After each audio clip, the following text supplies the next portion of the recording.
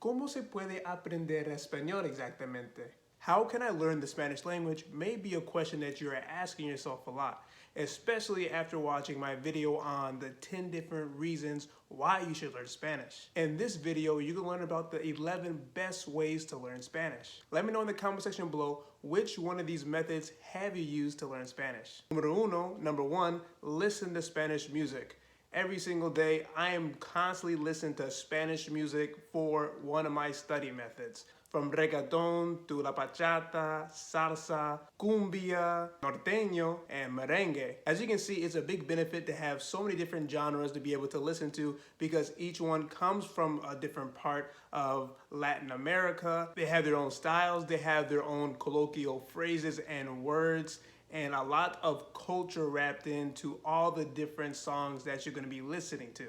Because many songs can be inspired by actual events that have happened in the past or different things that are going on right now as well. And then of course you're going to be exposed to a variety of different accents as well. And that helps a lot with listening comprehension in Spanish because there's a lot of different dialects within the Spanish language, depending on which Spanish-speaking country that particular song is coming from. Also, you're going to be able to better your singing voice and your dance moves because there's also various styles of dance that come with these different genres of music. What I've noticed is that Spanish music is very intertwined with Spanish culture as well. It's very surprising when I was hearing how much music was being played when I went to Dominican Republic. It was being played at different corner stores and by a whole bunch of houses that I was walking past. There was always music playing. Number two, language exchange partners. I can't say enough how much connecting with native Spanish speakers,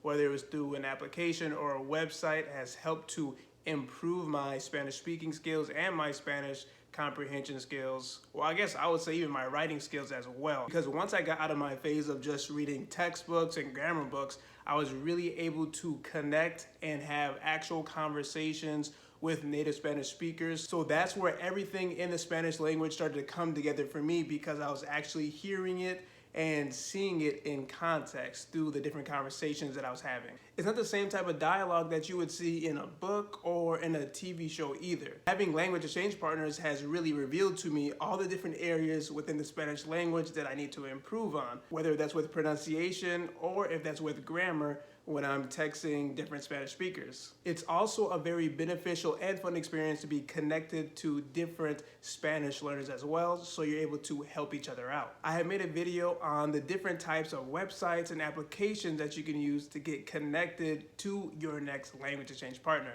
And that link will be in the description box. Number three, reading in Spanish. I can't say how much fun this is for me. As a book nerd, I have made reading a priority in my Spanish studies because there's so many benefits that you can get from it. El grupo continuó el camino. ¿Qué es eso? There's a good example for you right there. Number one, I was working on my Spanish pronunciation, as well understanding the grammar of this particular sentence. In addition, I ran across a word that I didn't know. A good thing about books is repetition, so more than likely I'm going to see this word over and over again. So I'm going to be able to get a lot of good context for this particular word in Spanish. And who doesn't love a good story?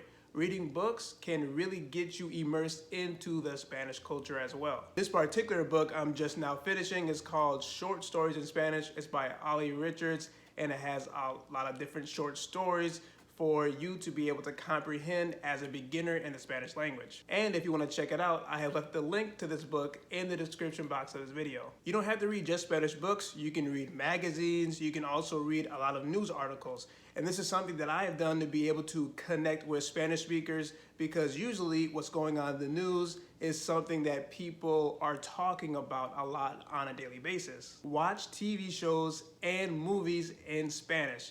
For whatever reason, we get really captivated when we're watching a movie and if we're watching a TV show, because I know many of you have probably binged a lot of different TV shows and movies up until 2 a.m. in the morning or even 3 a.m. and I'm very guilty of this. And why this is important is because of focus. We tend to get connected to the different movies and TV shows that we watch to the point where we know basically every single detail of that show We know about the different personalities of the different characters. We know all the different events that have happened. Now imagine doing that, but in Spanish and in a conversation. So you're gonna be able to develop a lot of new phrases and words that you don't know because all of this content that you're consuming. And it's just a very relaxing form of studying Spanish that's gonna allow you to stay in Spanish mode. So if you just had a lot of Spanish lessons and you're really tired of talking in that moment, then you can still at least work on your listening comprehension in Spanish. Thinking in Spanish. This is something that you can do starting from day one, no matter how many words that you know, even if it's just hola. And what you're doing basically is training your mind to stay in Spanish mode for as long as possible. So you can just be going down the street and every person that you see, you're just thinking to yourself, oh, hola, hola, preparing yourself for a conversation in Spanish. It's not useful only to prepare you for Spanish conversations, but also to increase your overall Spanish vocabulary. Because if you're thinking in Spanish, you're gonna start to realize how many different words that you don't know. Many times when I'm thinking in Spanish, I'm just narrating exactly what I'm doing in that moment. So for example, right now, yo estoy grabando un video para ustedes.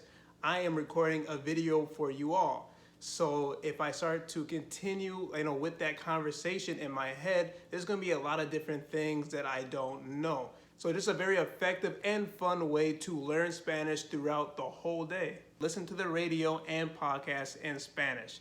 This is something that I like to do every single day so I can increase my listening comprehension. Listen to a lot of different podcasts that are from Mexico, from Spain, Colombia, the Dominican Republic. I'm getting a variety of content, and this could be from different podcasts that are teaching you how to learn Spanish, or they're podcasts that are actually targeted to native Spanish speakers. Big benefit listening to the radio and podcasts is repetition, so you can listen to them over and over again. I listen to this one Mexican radio station on my way to work and when I'm coming back home. And there's usually one word or phrase that they always use, and that is chocolotazo. And I have no idea exactly what that means yet, because I think it may be an inside joke or something like that. And one really funny thing is that one of the hosts is actually Colombian. So he'll say things like, yo soy el colombiano más mexicano. Then of course he sprinkles in a few Colombian words here and there like parcero. You also get a lot of repetition of songs as well, because a lot of the ones that I've heard on this particular radio station, they play kind of the same ones throughout the week. Traveling to a Spanish-speaking country. Now this is one of the biggest dreams for a lot of Spanish learners. For me, I know it was an amazing experience to be able to travel to Mexico and the Dominican Republic, being exposed to a new culture and seeing how differently people live in other countries, and then also different perspective on life as well. To be fully immersed in the Spanish language by having a whole bunch of Spanish speakers around you 24/7. Everything is in Spanish. The music is in Spanish. The signs around you are in Spanish. Your cashier is speaking Spanish to you. You have waiters and waitresses that are speaking Spanish to you. I can tell you it's quite a culture shock when you're in this type of environment that you're not used to. But it has been one of the most amazing experiences in my life, and I've also been able to make a lot of different friends in my travels. Writing in Spanish. This is a very good method to learn Spanish because you can slow things down. You're not in a conversation with a Spanish speaker. But when it comes to writing, I really feel like it gives me the liberty to be descriptive as possible. And writing definitely helps you to remember words and phrases a lot easier because it's like another form of input. Instead of just speaking it, you're going to speak it and you're going to write it. And then you're also going to read it at the same time. So you have three different sides to this. You'll be writing it, you'll be reading it, and then you can also speak it as well as you're writing it. Then all those three combined are really going to help you with memory and solidifying everything that you just wrote down. I have realized that the reason I mispronounce a lot of words is because I can't visualize it. So that's also why writing is a really good idea, so you know exactly which letters that you get confused within a word, or if you don't know how to spell a word at all. Using Spanish platforms and applications. Now, these are a very good way to learn Spanish because there's a variety of them, number one, and because technology has made it extremely easier to learn this language. For example, you can learn Spanish fairly easily at home just by using applications like Duolingo and platforms like ITALKI.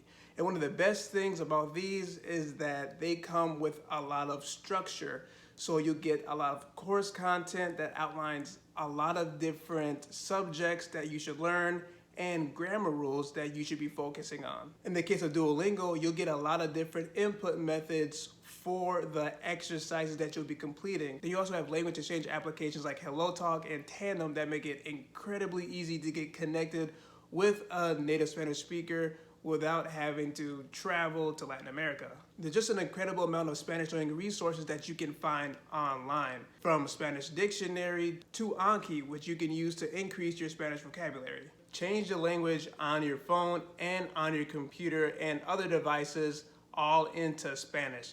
This has been something that I have used heavily because I get exposed to a lot of new vocabulary that I'm not used to, but it's very technical in nature. And it's also very beneficial for me because recently I had one of my Spanish speaking friends from Guatemala ask me to help him with his email that was on his phone because he was having some issues with it. But I lacked a lot of vocabulary to be able to navigate him through his phone and through his email.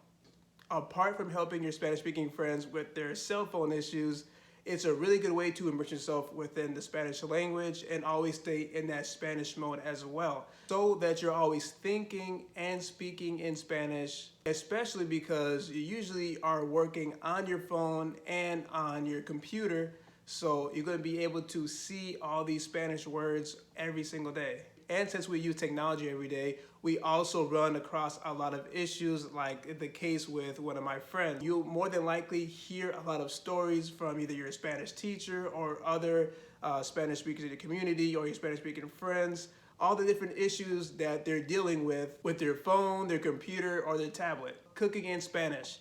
Now, this is a method that I try to include every single week into my Spanish studies.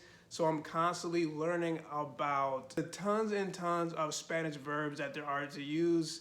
They always confuse me. So that's why I try to include them when I'm cooking, because I'm always learning new verbs constantly. And of course, there's a whole bunch of adjectives as well in the culinary world. So it's a really good way to be able to increase your vocabulary as well, increasing your Spanish speaking skills, since you're going to be actually explaining, or what I recommend you to do is explain out loud the recipe that you're making. I can guarantee you that cooking and food vocabulary is incredibly important in Spanish culture, and you're going to be hearing it a lot in your conversations. Muchas gracias por ver este video. I really hope that you enjoyed it, and now you have a lot of good ideas of how you can start to learn Spanish in new and creative ways. Nos vemos en el próximo video.